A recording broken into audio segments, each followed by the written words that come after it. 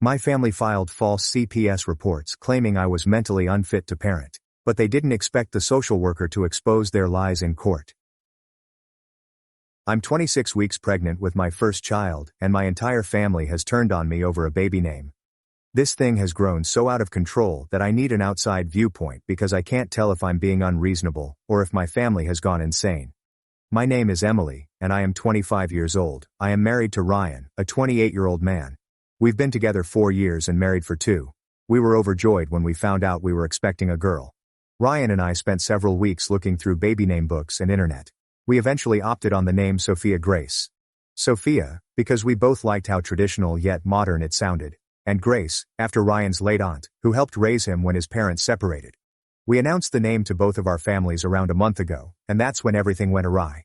My mother, Margaret 60, has been concerned with family rituals since I can remember. She comes from a huge Irish Catholic family in which names are passed down through the centuries. When we told her about Sophia Grace, her expression changed completely. She waited for a few seconds before asking if we had considered calling the baby Eleanor after my grandmother, who died 3 years ago. I need to tell you something about my grandmother Eleanor. Everyone in our family speaks about her as if she were a saint.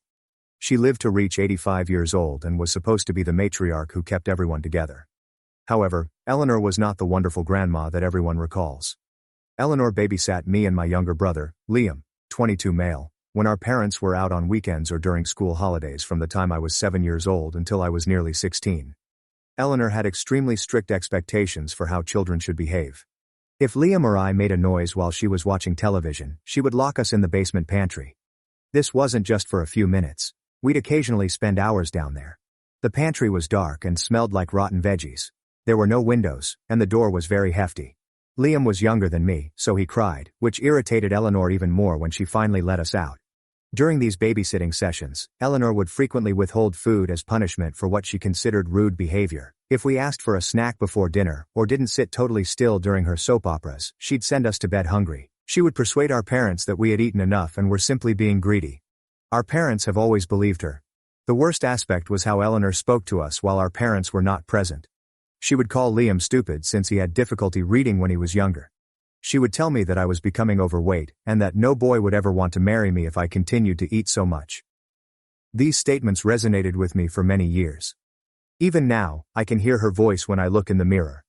When Eleanor got older and went to assisted living, our family would pay her visits every few weeks. Everyone would comment on how wonderful she was, and how much they missed having her around. I would sit there silently, knowing that if I mentioned how Mom treated Liam and me, no one would believe me. Eleanor had fostered the impression of being the ideal grandmother, baking cookies and knitting sweaters.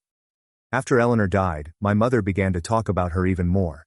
She would talk about Eleanor being the center of our family and how she taught us all about respect and tradition.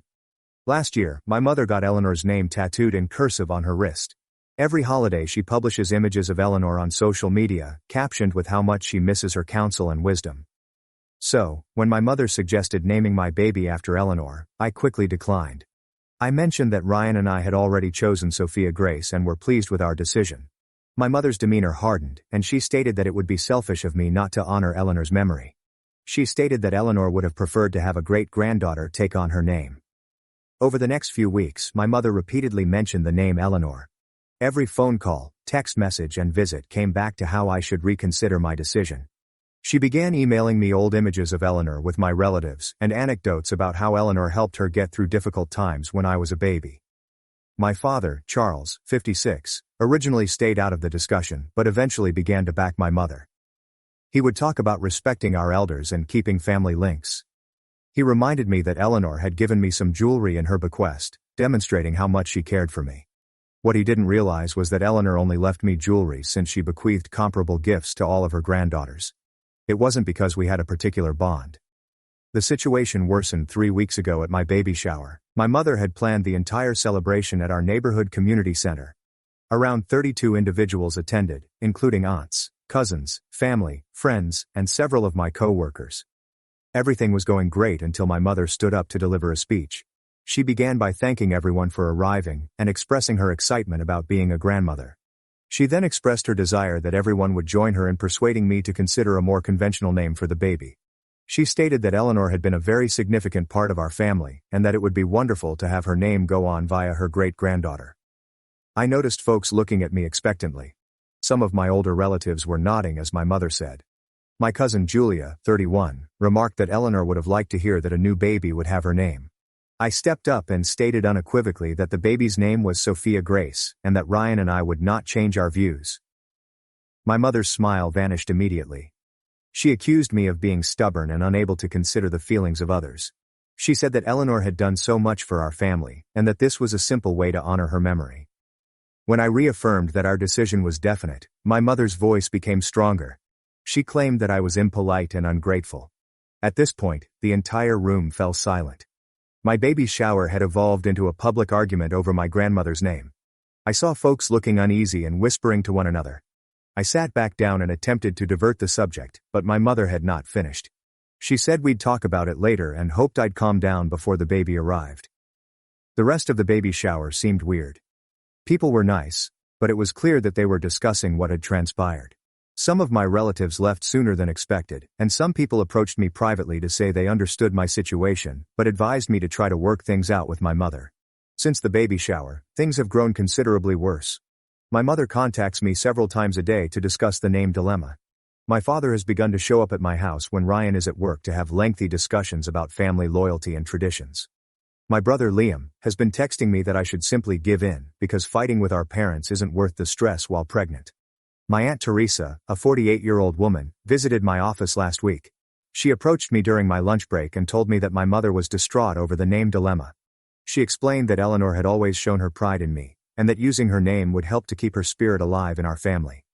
When I told Teresa that I had terrible memories of Eleanor, she suggested I was probably misremembering things because I was young at the time.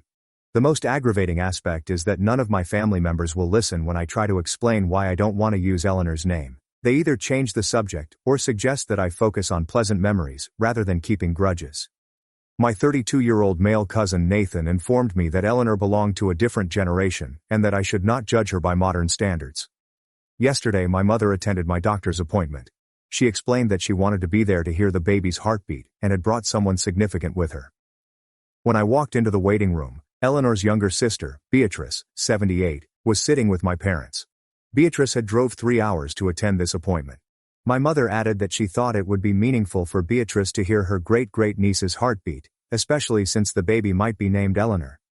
Beatrice began discussing how Eleanor had always wanted more children, and how she would have loved to have a great-granddaughter named after her. When I repeated that the baby's name was Sophia Grace, Beatrice seemed perplexed. She stated that my mother had informed her that I was considering Eleanor as a name. My mother swiftly informed me that we were still discussing it and that I needed more time to think about it.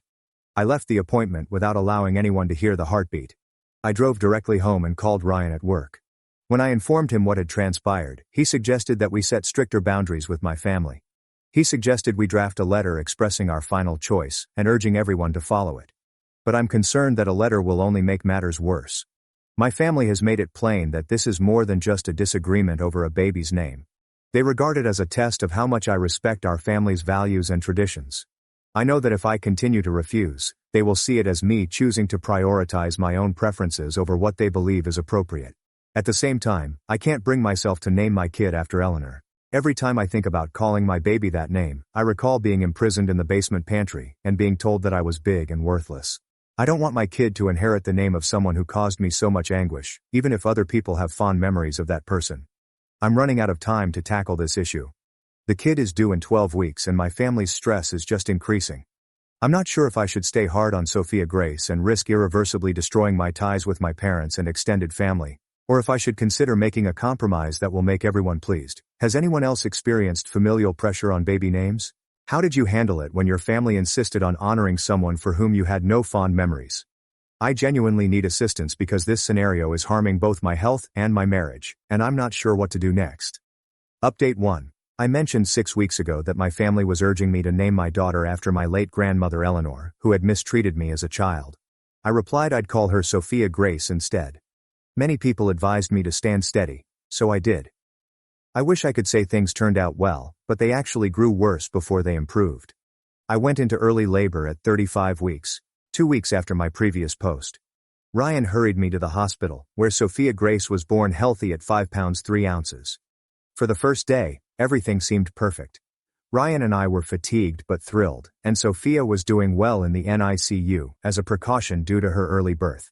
On the second day, a nurse informed me that several individuals had called the hospital inquiring about me and the baby. My mother, father, Teresa, and cousin Julia all called me. They inquired about Sophia's health and visiting hours. I didn't contact any of them when I went into labor because I wanted to rest and bond with Sophia before dealing with family issues. That afternoon, my mother and father arrived at the hospital without warning. They had figured out which room I was in and walked right in as I was trying to breastfeed Sophia.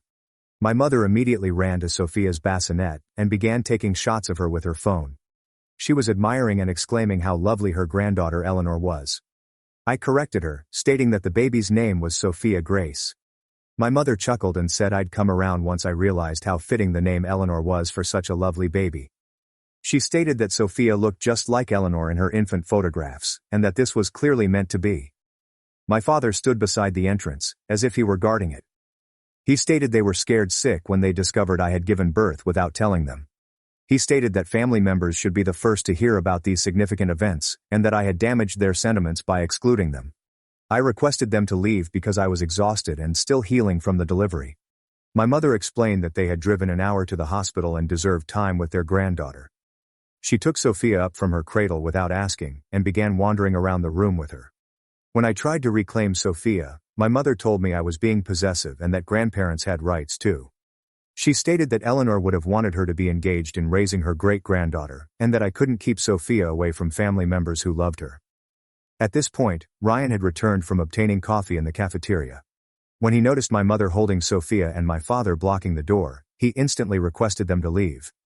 He explained that we had requested privacy during our first few days as new parents, and that they should respect our desires.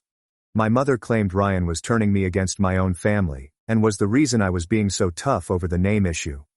She claimed that if Ryan truly valued family traditions, he would encourage me to honor Eleanor's memory, rather than promoting his own family's names.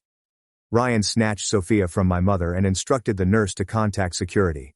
He said that we had not invited them to the hospital, and that they were causing stress during what was supposed to be a tranquil period.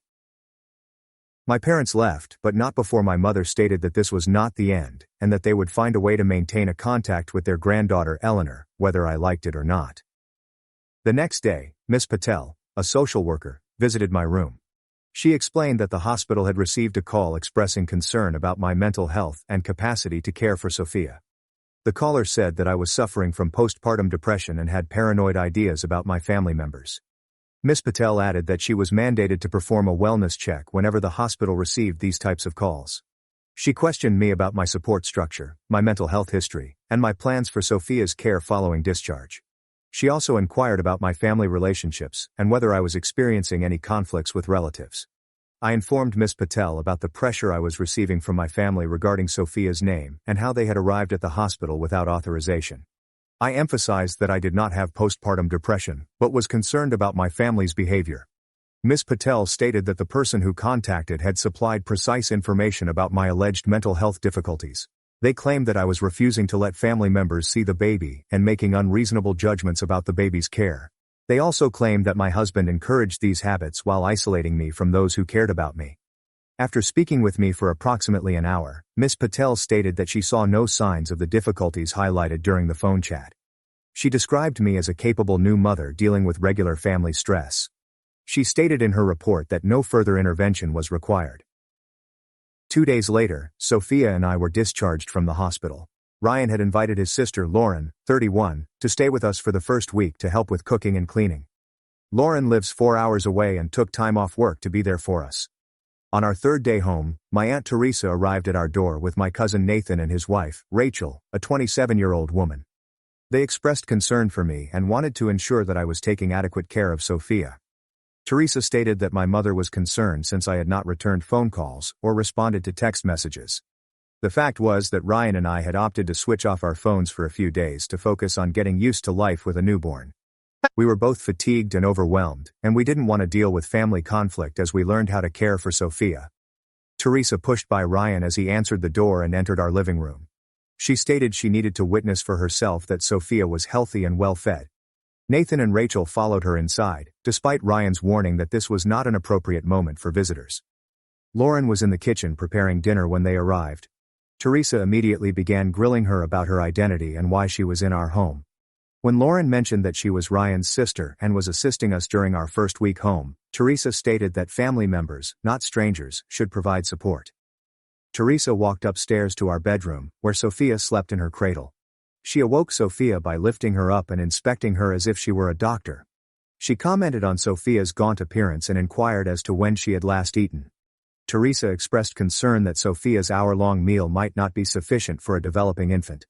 Nathan took images of our house with his phone, including Sophia's nursery, our kitchen, and our living area. When Ryan inquired why he was taking photos, Nathan explained that he wanted to preserve Sophia's living conditions in case there were any problems later regarding her care. Rachel began asking me extensive questions about my daily routine with Sophia. She wanted to know how frequently I fed her, how much I slept, and if I was taking any drugs. When I inquired why she required this information, she explained that my mother was concerned about my capacity to bear the demands of parenting. After they left, Ryan and I knew that this visit was more than just to check on us. They had been gathering information and documenting our household condition. Ryan summoned his sister Lauren and ordered her to jot down everything that had occurred throughout the visit, including the questions they had posed and the images Nathan had taken. That night, Ryan's phone rang at 2 a.m. Linda, his mother, is 58 and lives in another state. Linda stated that she received a bizarre phone call from someone pretending to be my mother. The caller said that I was suffering from severe postpartum depression, and that Ryan was encouraging my mental health issues. Linda stated that my mother had urged her to persuade Ryan to bring Sophia to live with my parents while I received appropriate treatment for my mental health concerns. My mother had expressed concern about Sophia's safety and provided papers indicating that I was incapable of caring for a newborn. Linda informed Ryan that the phone call made no sense because she had been messaging with both of us on a daily basis since Sophia's birth. She said we looked like normal new parents who were exhausted yet joyful. She had noticed no evidence of the severe mental health issues that my mother had stated. Ryan told his mother about what had happened with my family and the pressure on Sophia's name. Linda stated that she was surprised by my family's behavior and wanted to assist us in any way she could. She offered to come stay with us if we required further assistance. The next morning, we discovered that my mother had been calling Ryan's co-workers and my former co-workers. She had been informing folks that I was experiencing a mental health crisis and that we required help from friends and relatives. Several folks had contacted Ryan to see if there was anything they could do to aid us during this terrible time. Ryan contacted his HR department to say that someone was spreading misinformation about our family circumstances. His manager was understanding and stated that they would not take action based on the phone calls they had received. However, Ryan was concerned about how these calls might harm his professional reputation. I recognized my family was running a campaign to damage my legitimacy as a mother.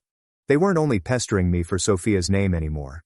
They were aggressively attempting to persuade others that I was mentally unwell and unable of caring for my baby. Ryan and I decided we needed legal advice. We contacted Mr. Alvarez, a family law attorney who focuses on grandparents' rights disputes. We wanted to know what legal options my family could have, and how we might protect ourselves and Sophia from future harassment. Mr. Alvarez stated that grandparents' rights regulations differ by state, but in most situations, grandparents cannot get custody or visiting rights unless they can demonstrate that the parents are unfit, or that there are exceptional circumstances, such as the death of one parent. He stated that my family would require strong evidence of neglect or abuse to successfully challenge my parental rights. However, he warned us that fraudulent reports to social services may have serious consequences, even if they were proven unjustified. He suggested that we document any encounters with my family members, and keep track of their attempts to interfere with our parenting decisions. We decided to issue a cease and desist letter to my parents, Teresa, and cousin Nathan. The letter indicated that they were no longer welcome in our home without an invitation, and that they should refrain from contacting Ryan's family members, employers, and social services with false information about our family status. The letter also noted that we were willing to pursue a restraining order if the harassment persisted. Mr. Alvarez stated that having this letter on file would assist prove a pattern of inappropriate behavior if we needed to take additional legal action. 3 days after we sent the letter, my brother Liam called me. He added that our parents were distraught by the legal letter and that they believed I was punishing them for caring about me and Sophia. He said that they were just trying to help and that I was overreacting to their worry. Liam explained that our parents loved me and wanted to be a part of Sophia's life. He suggested that if I agreed to compromise on the name problem, everything would return to normal and we could be a happy family again. He proposed that I use Eleanor as Sophia's middle name, rather than Grace.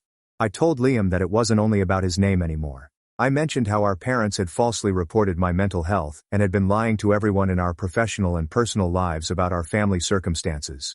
I told them that their actions had crossed a line, and I couldn't trust them around Sophia. Liam stated that he was unaware of the phone calls to social services and Ryan's employment. He stated that our parents had informed him that they were just concerned about me and wanted to ensure that Sophia was properly cared for. He stated that he will speak with them about backing off and giving us space. However, the next day, my mother left a voicemail on our house phone. She said that the legal letter demonstrated that I was not thinking properly and that Ryan was influencing my judgments. She stated that Eleanor would be heartbroken to learn that her great-granddaughter was being kept away from family members who loved her. She stated that they would not give up on having a relationship with their granddaughter, Eleanor, and that they would find a way to ensure Sophia was aware of her family lineage, even if I was determined to exclude them from our lives. That message made it plain that mailing the legal letter had not resolved any issues. My family remained persuaded that they were the victims in this situation and that I was the one acting inappropriately. They were still calling Sophia the wrong name and devising methods to get into our lives. Ryan and I understood we would need more legal protection if we were to keep our family safe from the continued harassment. Update 2. My previous update was 3 months ago, when my family was bullying us for naming our daughter Sophia and circulating false information about my mental health. Things quickly escalated after that, and I feel compelled to share what occurred in the hopes that other people dealing with family legal concerns would find it useful. Sophia and I were at a routine pediatric checkup when my mother, father, and Aunt Teresa arrived in the waiting area. They had somehow learned about the appointment and decided to go without notifying us. My mother approached me and told me that she had been thinking about all that had transpired and wanted to apologize for any misconceptions. She stated that family was more important than arguments, and that she hoped we could resolve things for Sophia's sake. I was holding Sophia and trying to keep my voice down because we were in a public area with other families. I informed my mother that she could not just show up for medical appointments without authorization, and that we had requested time to straighten things out. My father stated that they had rights as grandparents and should be involved in key decisions regarding Sophia's health. He said that they have experience raising children, and that their advice could be beneficial to Sophia's well-being. Teresa was shooting shots of Sophia with her phone as my parents were speaking with me. When I urged her to stop, she explained that she wanted to capture Sophia's growth since they last saw her. She stated that my mother had been distraught at not being there to witness her granddaughter develop during these critical early months. The pediatrician's nurse called us back for our visit, and my family members attempted to follow us. I informed the nurse that only Ryan and I were Sophia's parents, and that the others had not been asked to the medical visit. The nurse stated that only parents could be present unless we provided written permission for others to attend. My mother thought this was ludicrous, and that grandparents should automatically be informed about their granddaughter's health. She stated that she had attended medical appointments for all of her other grandchildren, and that I was being harsh in excluding her. The nurse requested my mother to wait in the lobby and offered to speak with us after the appointment if we agreed. My mother claimed she would wait, but she appeared angry at being forced to go. During Sophia's exam, the doctor, Dr. Singh, inquired about any changes in our family situation from the last visit. I informed him about my family's unwelcome visit and the constant pressure we were facing regarding Sophia's name and their role in her care. Dr. Singh revealed that he had received a phone call the week before from someone claiming to be Sophia's grandma. The caller had in-depth concerns concerning Sophia's weight gain, feeding routine, and developmental milestones. She had also inquired whether there were any reservations about Sophia's parents' capacity to give adequate care. Dr. Singh stated that he did not offer any information during the phone call due to privacy restrictions, but that he did record the call in Sophia's medical record.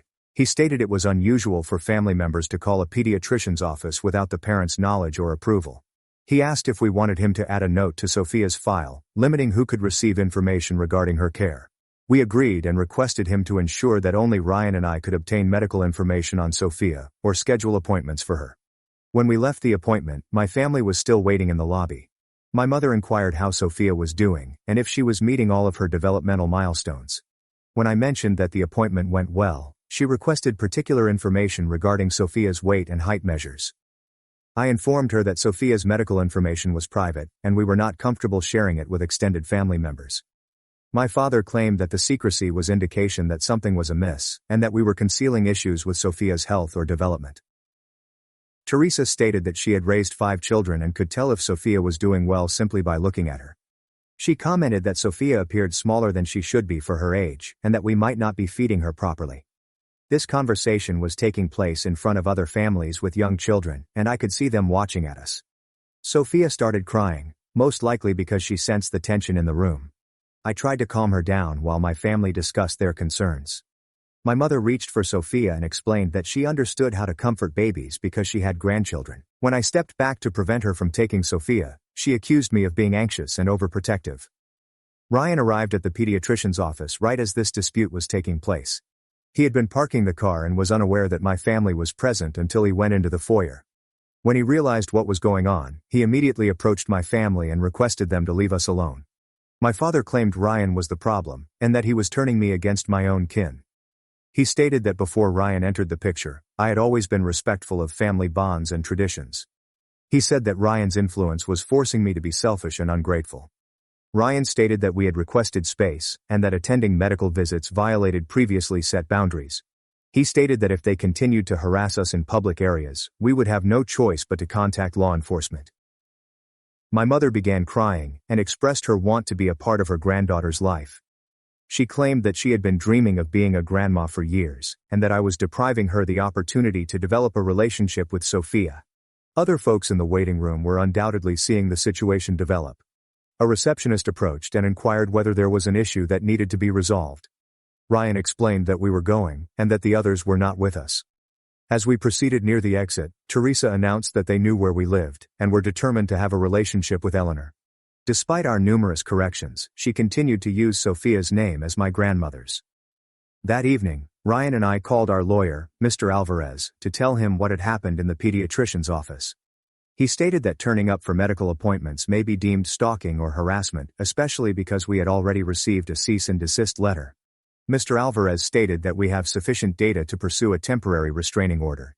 He stated that we would have to go to court and give evidence of the harassment, such as fraudulent referrals to social services, unannounced visits to our home and business, and the confrontation at the medical appointment. He stated that if the judge issued a temporary restraining order, my family members would be legally obligated to remain away from us, our home, Sophia's daycare, our workplaces, and all medical appointments. Violation of a restraining order will result in arrest and criminal penalties. 3 days later, we applied for a restraining order against my mother, father, and Aunt Teresa. The hearing was planned for the next week. Mr. Alvarez stated that my family members would be advised of the court date and might bring their own lawyer if they wished to contest our motion. The night before the hearing, my brother Liam called me. He stated that our parents had asked him to be a character witness at the court hearing. He explained that they wanted him to testify about how lovely our family had always been, and how much they adored Sophia. Liam expressed confusion regarding the legal situation because our parents had told him that we were being unreasonable. They claimed that all they wanted was a regular grandparent relationship with Sophia, and that we were using the legal system to punish them for caring too much. I told Liam everything that had transpired in the previous few months, including the fraudulent reports to social services, the harassment at Ryan's workplace, and the confrontation at Sophia's medical checkup. Liam stated that our parents had not told him about the majority of these instances. Liam stated that he did not want to take sides in a legal fight between me and my parents.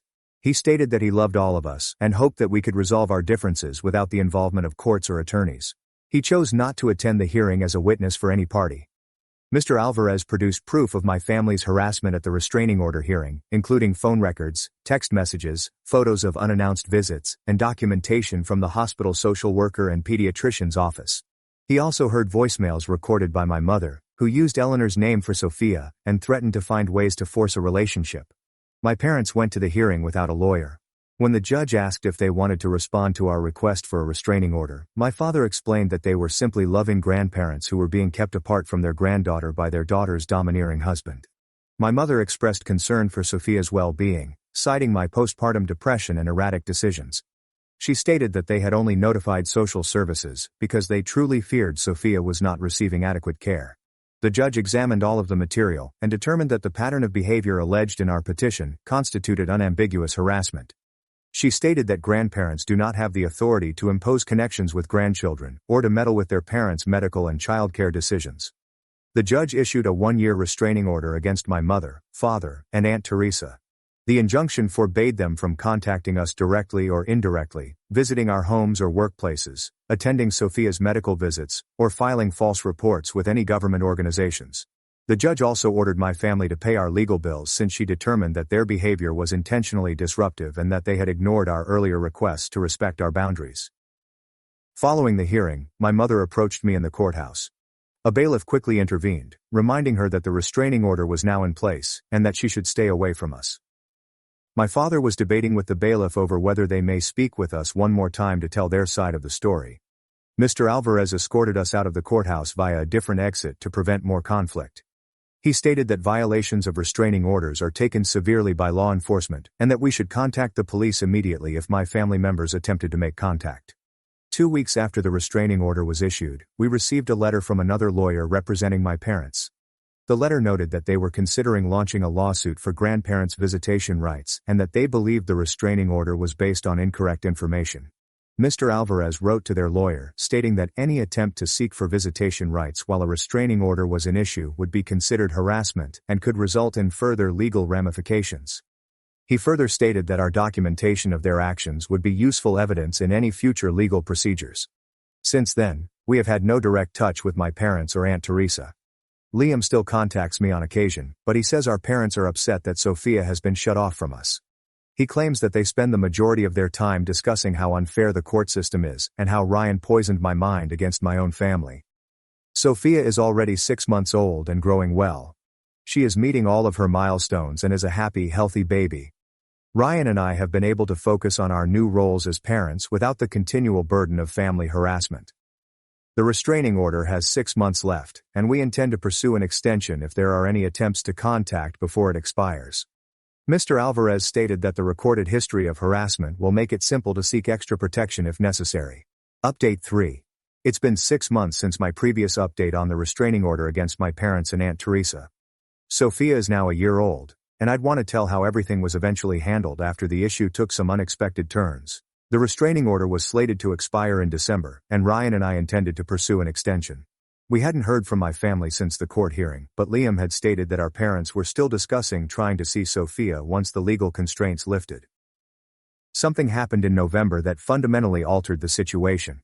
Liam called and explained that he needed to tell me something crucial regarding our family. He explained that he had been digging through old boxes in our parents' basement to assist them arrange ahead of a planned move to a smaller house. Liam discovered a collection of papers and documents that belonged to our grandmother Eleanor.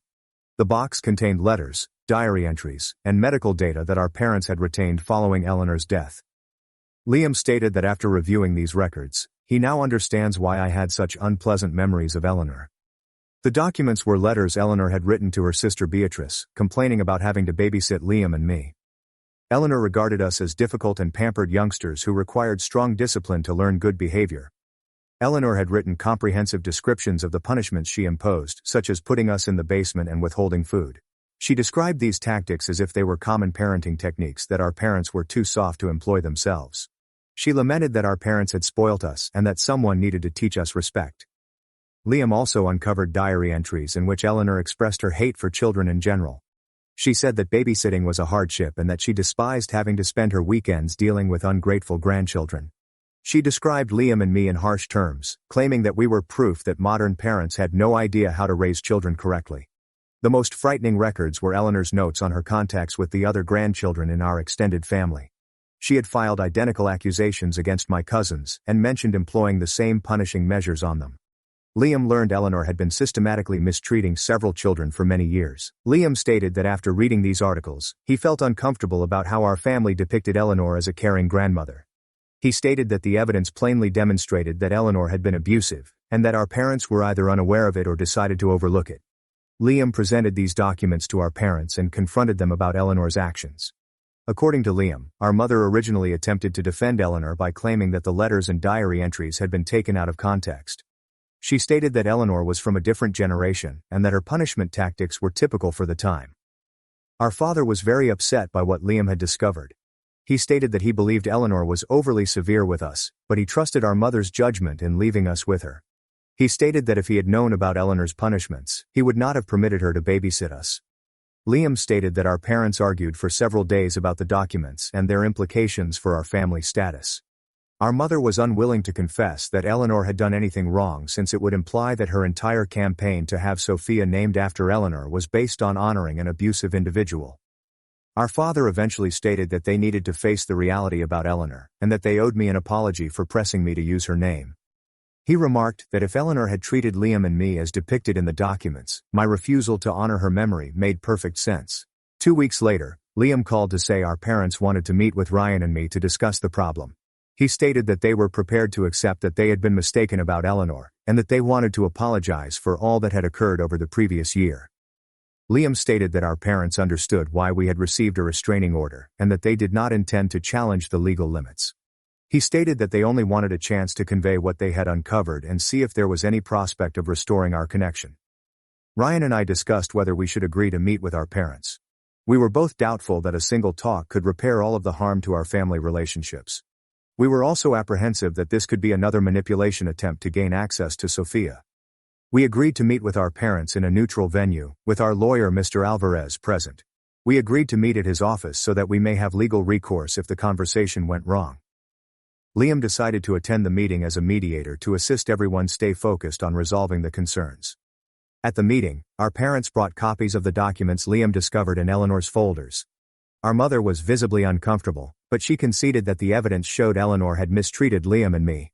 She claimed that she idealized her recollections of Eleanor, and did not want to consider that her mother may have been violent. Our father apologized for his involvement in the pressure campaign over Sophia's name. He claimed that he had trusted our mother's judgment about Eleanor without personally checking the case. He explained that if he had listened to my concerns about Eleanor from the start, the entire problem may have been averted. Our mother's apology was more difficult for her to deliver. She explained that she had been so concentrated on upholding family customs, that she had rejected my love for Eleanor. She claimed that discovering the records forced her to face the reality that her mother had harmed her grandchildren, and failed to protect us. She also apologized for filing false reports with social services and harassing Ryan's family and our employer. She stated that she had convinced herself that we were making horrible judgments about Sophia's care, but that she now realizes she was attempting to control our parenting choices because she could not accept that we were independent adults. Mr. Alvarez inquired about our parents' expectations from this meeting and the improvements they were willing to make going ahead. Our father explained that they realized we might never want to have a close relationship with them again, but they hoped we would consider allowing supervised visits with Sophia in the future. Our mother stated that she wished to support our decision regarding Sophia's name and would stop referring to her as Eleanor. She stated she understood why the name was upsetting to me, and that she should have listened when I initially expressed my concerns about my grandma. Ryan asked our parents what they were going to do about Aunt Teresa, who had been one of the most aggressive participants in the harassing campaign. Our father explained that Teresa had been acting on information from our mother, and that they would convey the current situation to her. Our mother predicted that Teresa would struggle to accept the truth about Eleanor because she had idealized her recollections of our grandma. She stated that they would inform Teresa that any further harassment of our family will harm her relationship with them as well. Liam suggested we take a cautious approach to restoring family bonds. He suggested that our parents send cards or letters to Sophia on holidays and birthdays, without expecting an immediate reaction from us. He stated that if they can consistently respect our boundaries over time, we may consider allowing limited interaction in the future. Ryan and I agreed that we needed time to consider whether we wanted to repair connections with our parents. We stated that the restraining order would stay in effect until it expired, and that any future contact would have to adhere to tight rules that we would set. We also suggested that our parents make apologies with other family members who had been impacted by the campaign to pressure us concerning Sophia's name. When our parents asked them to pick sides in the battle, several of our relatives found themselves in uncomfortable situations. Our mother decided to contact Ryan's mother, Linda, and apologize for spreading incorrect information about my mental health. She stated that she would explain that her concerns were founded on wrong assumptions and that she apologized for bringing stress to Ryan's family. The discussion concluded with our parents agreeing to respect the remainder of the restraining order and to wait for us to contact them if we decided to try to repair our relationship. Mr. Alvarez stated that he would prepare a written agreement describing what had been discussed so that everyone understood the expectations moving ahead. Following the meeting, Ryan and I spent several weeks debating whether we should give our parents another chance. We both felt that their apologies were genuine, and that discovering the truth about Eleanor had been a watershed moment for them. We agreed to allow restricted communications until the restraining order expired.